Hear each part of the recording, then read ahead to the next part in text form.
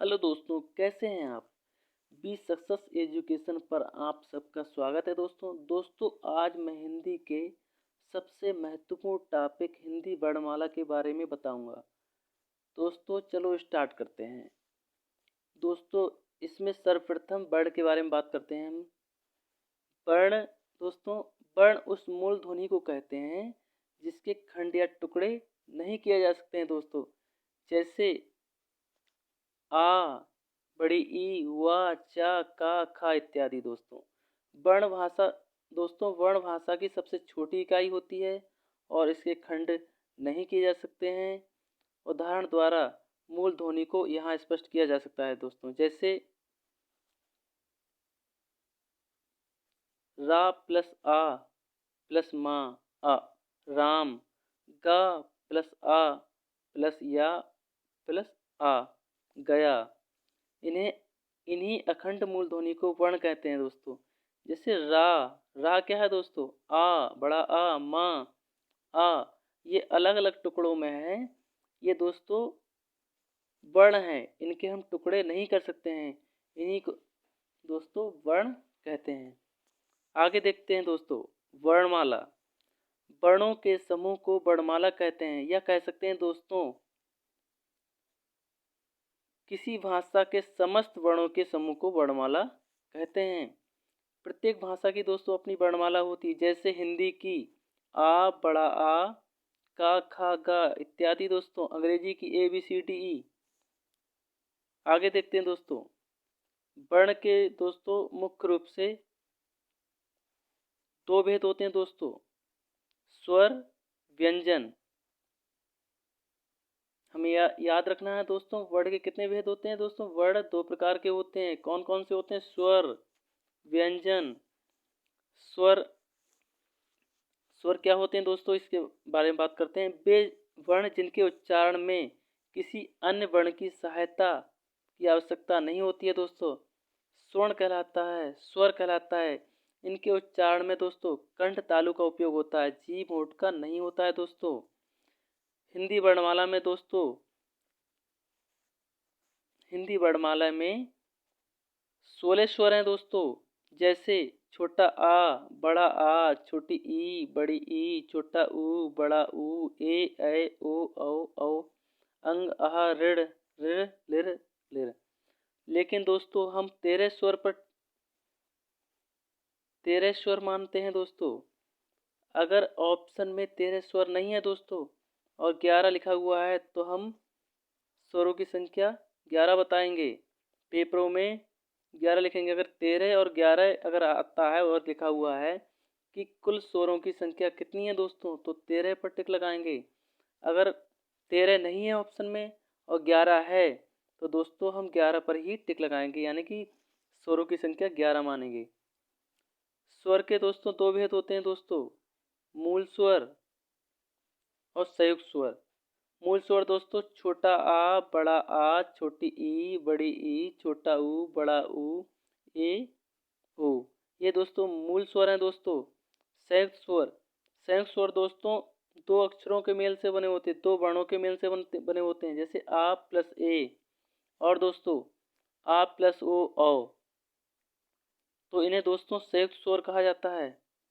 मूल स्वर के दोस्तों तीन भेद होते हैं। हर्ष स्वर, हर्ष स्वर दोस्तों कौन होते हैं? जिन स्वरों के उच्चारण में कम समय लगता है दोस्तों उन्हें हर्ष स्वर कहते हैं। जिन स्वरों के उच्चारण में हर्ष स्वर से दोगुना समय लगता है दोस्तों दीर्घ स्वर कहलाते हैं। जिन स्वरों के उच्चारण में दोस्तों दीर्घ स्वर से भी अधिक समय लगता है तो उन्हें प्लस स्वर कहते हैं। या कह सकते हैं दोस्तों जिन स्वरों के उच्चारण में 3 गुना समय लगता है उन्हें प्लुत स्वर कहा जाता है दोस्तों। जैसे कि देखते हैं दोस्तों आगे, हर्ष स्वर, जिन स्वरों के उच्चारण में कम समय लगता है उन्हें हर्ष स्वर कहते हैं दोस्तों।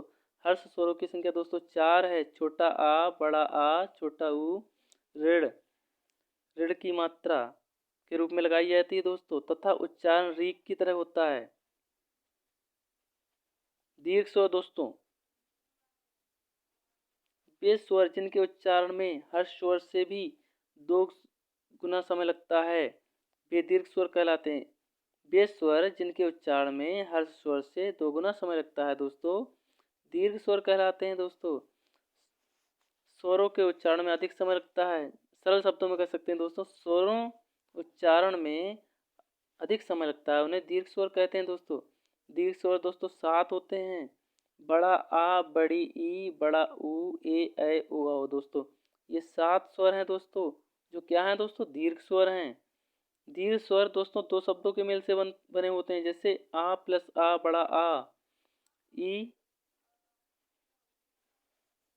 छोटी ई प्लस छोटी ई, बड़ी ई, छोटा ऊ प्लस छोटा ऊ, बड़ा ऊ, आ प्लस ई, ए दोस्तों, आ प्लस ए, ऐ, आ प्लस ऊ, ओ, आ प्लस ओ दोस्तों, औ। यानी कि ये सभी जितने भी दीर्घ स्वर होते हैं दोस्तों, ये दो वर्णों के मेल से बनते हैं दोस्तों, दो स्वरों के योग से बनते हैं दोस्तों। प्लस स्वर दोस्तों, वे स्वर जिनके उच्चारण में दीर्घ स्वर से भी अधिक समय लगता है, यानी 3 मात्राओं का समय लगता है, प्लस स्वर कहलाते हैं दोस्तों। सरल शब्दों में कह सकते हैं दोस्तों, जिस स्वर के उच्चारण में 3 गुना समय लगे तो उन्हें दोस्तों प्लस स्वर कहते हैं दोस्तों।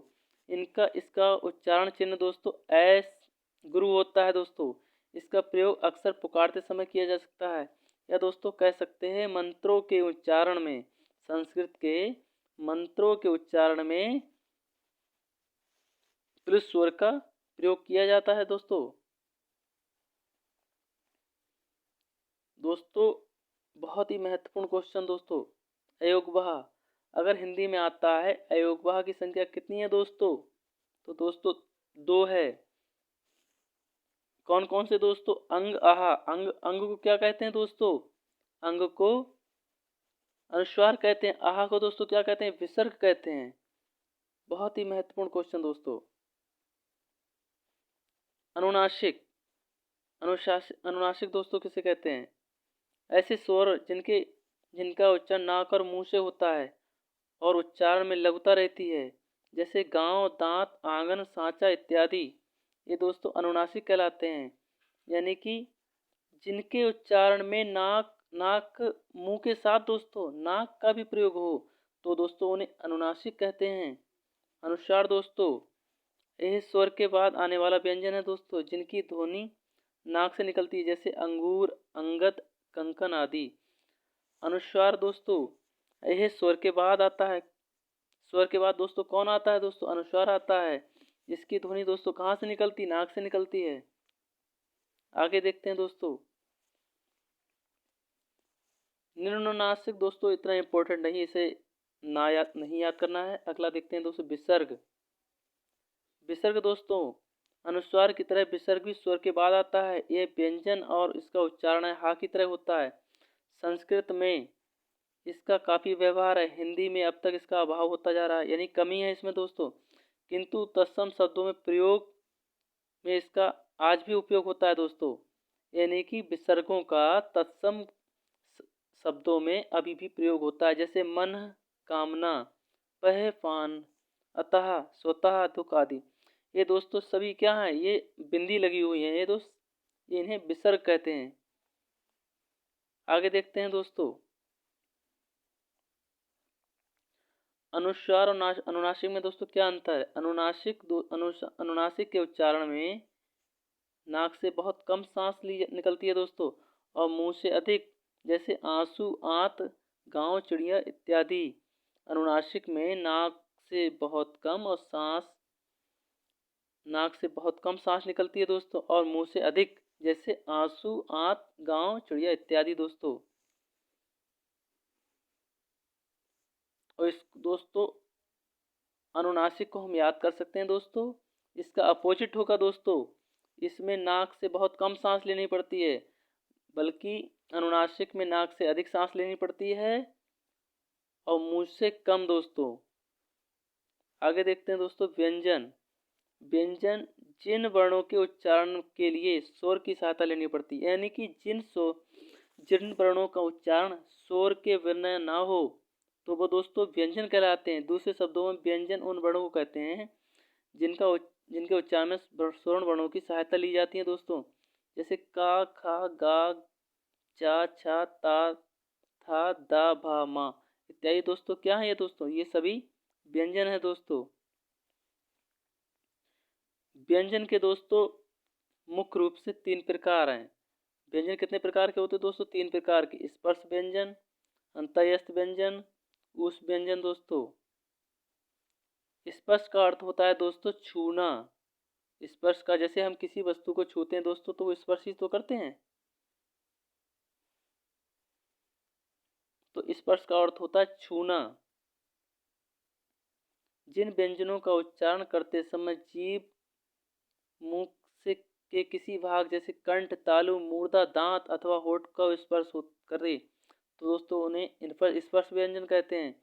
दूसरे शब्दों में ये कंठ, तालु, मूर्धा, दंत और ओष्ठ स्थानों के स्पर्श से बोले जाते हैं। इसी से इन्हें स्पर्श व्यंजन कहा जाता है दोस्तों। इन्हें हम वर्गीय व्यंजन भी कहते हैं क्योंकि ये उच्चारण स्थान में अलग अलग एकता के लिए हुए वर्गों में विभक्त होते हैं। जैसे दोस्तों स्पर्श व्यंजनों की संख्या दोस्तों 25 है। जैसे का, खा, गा, घाड़ा ये कंठ का स्पर्श करते हैं दोस्तों।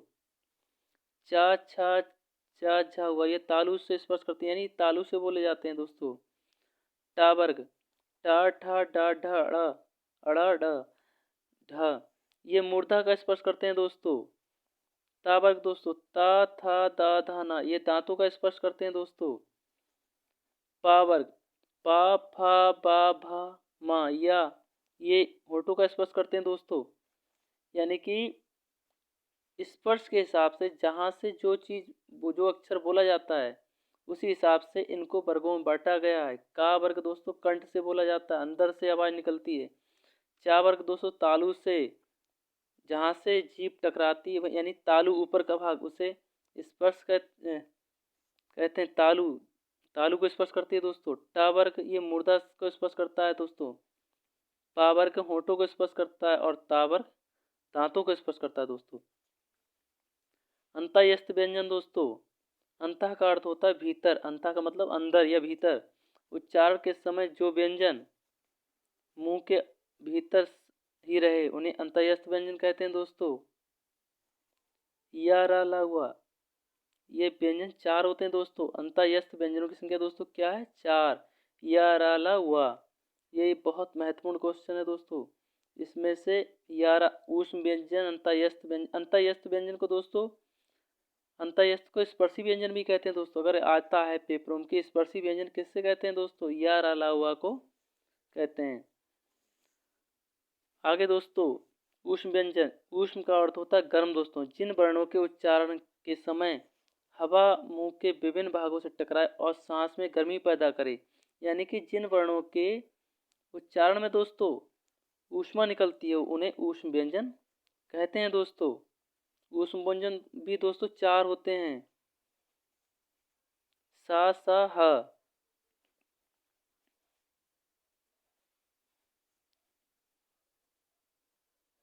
व्यंजनों, उच्चारण के स्थान के आधार पर व्यंजनों का वर्गीकरण दोस्तों।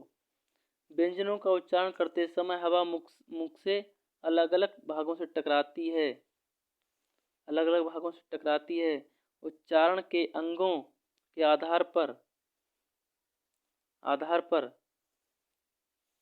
व्यंजनों का वर्गीकरण निम्न प्रकार है दोस्तों। जैसे कंठ गले से का, खा, गा, घा, अड़ा, ता, था, चा, छा, जा, झा, उआ, या, सा ये दोस्तों क्या तालव्य हैं सभी। मूर्धन्य कठोर तालु के अगले भाग टा, ठा, डा, ढा, ड़ा ये दोस्तों ढ, सा ये दोस्तों सब मूर्धन्य हैं। दंत दांतों से, दंत कौन से होते हैं? ता, था, दा, ना, धा, ता, था, दा, धा, ना। वत्स दांतों में सा, रा, सा, जा, रा, ला। ओष्ठभ्य दोस्तों पा, फा, बा, भा, मा। दंतोष्ठ दोस्तों निचले होंठ व ऊपरी दांतों से वा, फा ये दोस्तों दंतोष्ठ कहलाते हैं दोस्तों। स्वर दोस्तों स्वर से हा।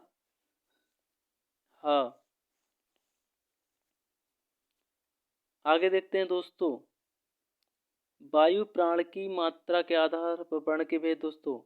उच्चारण के वायु प्रक्षेप की दृष्टि से व्यंजनों को दो भेद हैं दोस्तों, अल्प प्राण महाप्राण।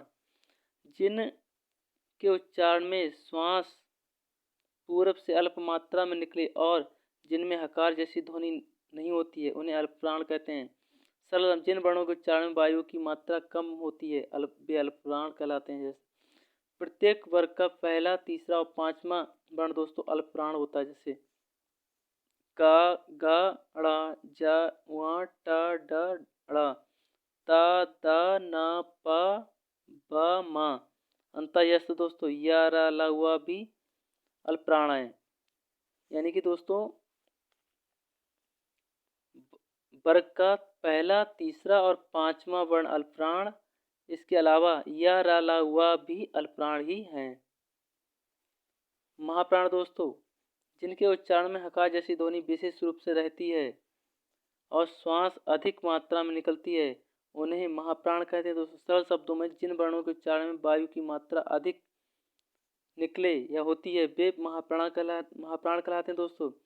प्रत्येक वर्ण का दूसरा और चौथा वर्ण समस्त ऊष्म वर्ण दोस्तों महाप्राण है। यानी कि प्रत्येक वर्ग का दूसरा और चौथा वर्ण तथा समस्त ऊष्म वर्ण सा, सा, सा, हा, ये दोस्तों सभी क्या हैं? महाप्राण है। संक्षेप में अल्प प्राण वर्णों की अपेक्षा महाप्राणों में प्राणवायु का उपयोग अधिक श्रम पूर्वक करना पड़ता है दोस्तों। संयुक्त व्यंजन दोस्तों बहुत इंपॉर्टेंट, जो व्यंजन दो या दो से अधिक व्यंजनों के मेल से बनते हैं वे दोस्तों संयुक्त व्यंजन कहलाते हैं दोस्तों। का, सा, अ, छ, त, र, अ, त्र, जा, व, अ, ज्ञ, स, र, अ, स्र, ये दोस्तों संयुक्त व्यंजन। संयुक्त व्यंजनों की दोस्तों कितनी संख्या? 4। ये संख्या में 4 हैं। कौन कौन से दोस्तों? छ, त्र, ज्ञ, स्र। का, सा, आ से दोस्तों छा बनता है, क्षत्रिय वाला छा बनता है। त, र, आ से त्रा बनता है दोस्तों। जा, व, आ से दोस्तों ज्ञ बनता है। स, र, आ से स्रा बनता है दोस्तों।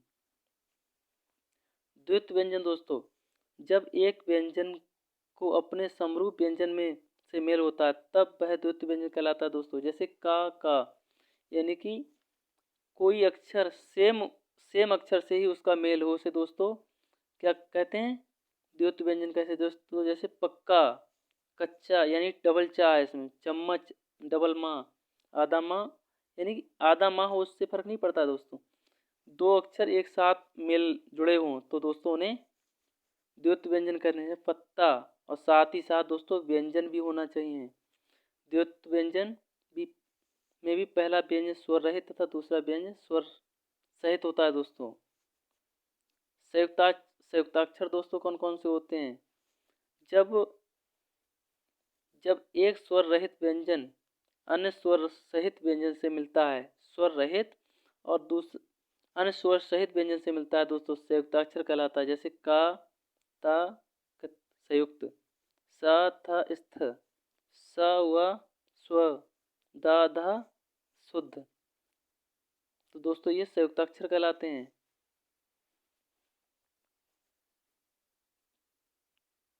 दोस्तों घोष और अघोष वर्ण बहुत इंपॉर्टेंट।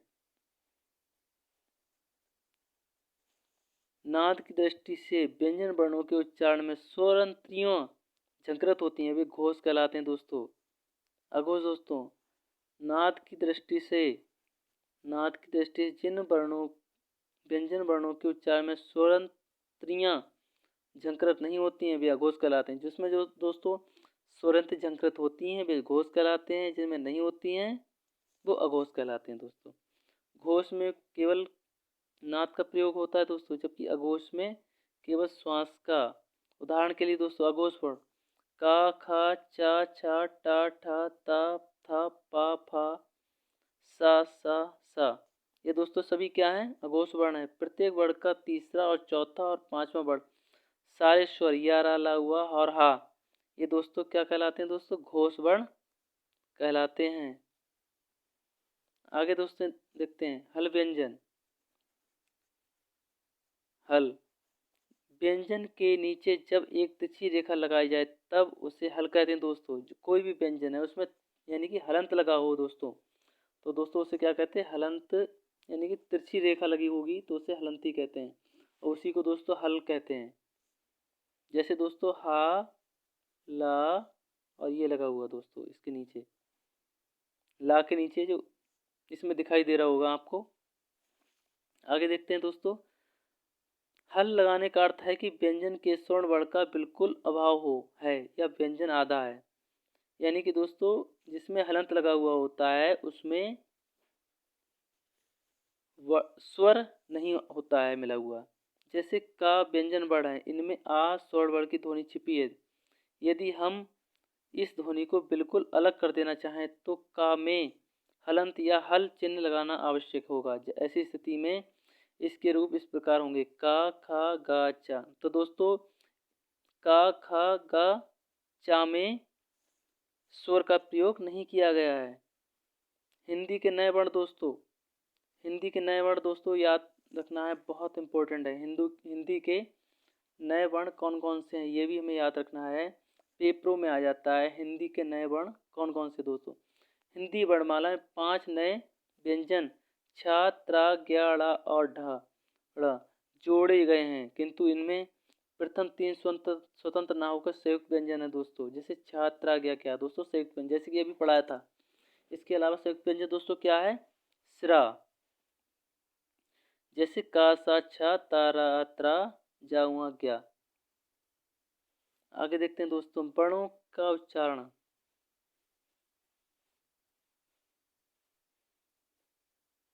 इस टॉपिक के दोस्तों सभी महत्वपूर्ण प्रश्न आपको बताए, उनके उत्तर बताए दोस्तों। आज का ये वीडियो आपको कैसा लगा कमेंट्स के माध्यम से ज़रूर बताएं। अगर वीडियो आपकी मेरे पढ़ाने का तरीका आपको पसंद आया तो दोस्तों कमेंट्स के माध्यम से ज़रूर बताएं। अगर नहीं भी आया हो तो ज़रूर बताएं, जिससे कि मैं उसमें सुधार कर सकूं। जय हिंद।